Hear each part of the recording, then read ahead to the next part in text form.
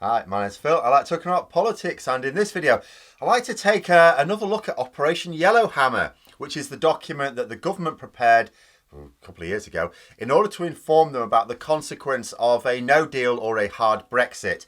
It was also a document that they attempted to keep under wraps until it was leaked, and then Parliament at the time, they wouldn't do it now, forced the government to publish it.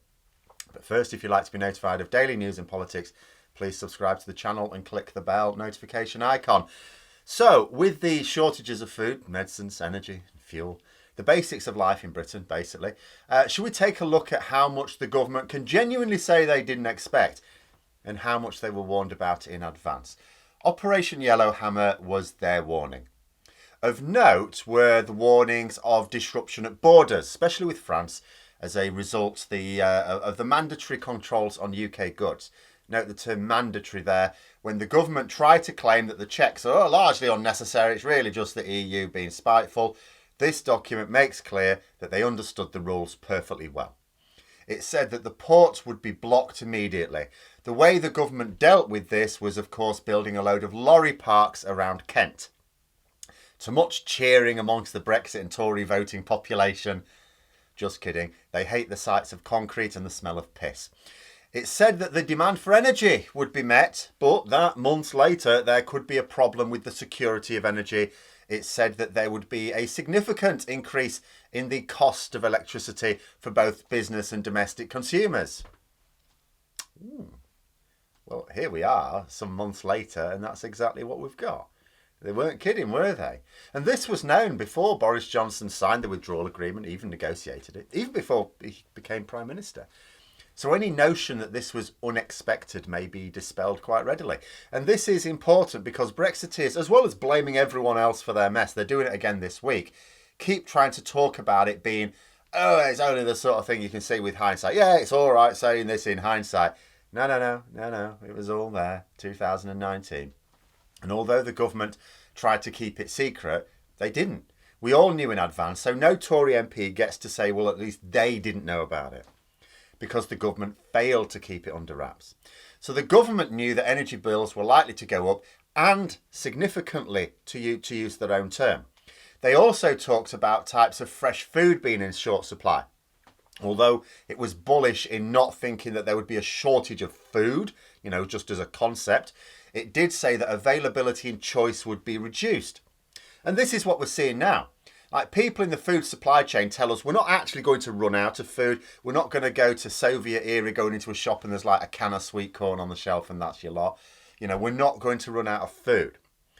It's just that you won't be able to get some things reliably, and there'll be some things you can't get at all anymore.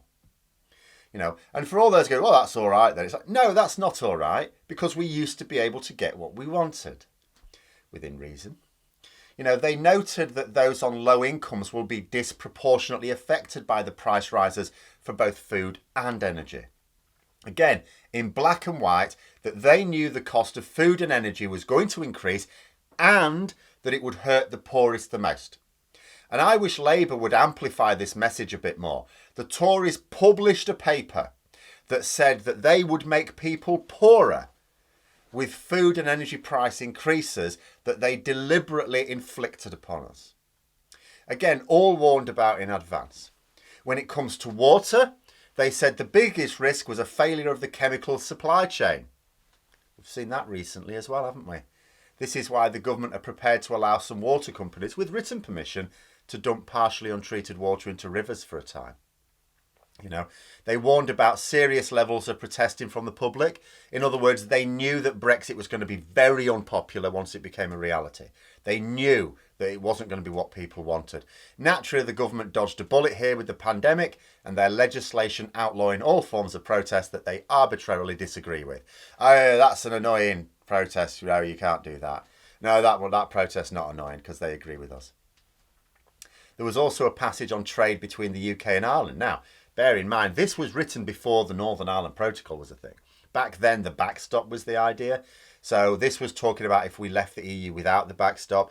So where it talked about supply lines having to be cut between the UK and the Republic of Ireland, all the same factors could be switched to mean now between Britain and any part of Ireland.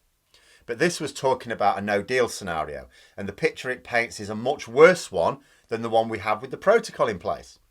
So it's an absolute nonsense for people to try and claim that the protocol is a problem. Not only are the impacts that they actually complain about to do with Brexit, not the protocol, because they only started happening when Brexit happened, not the protocol, but the protocol has allowed Northern Ireland to obtain sufficient supply of resources, like CO2 more recently, that Britain is desperately short of.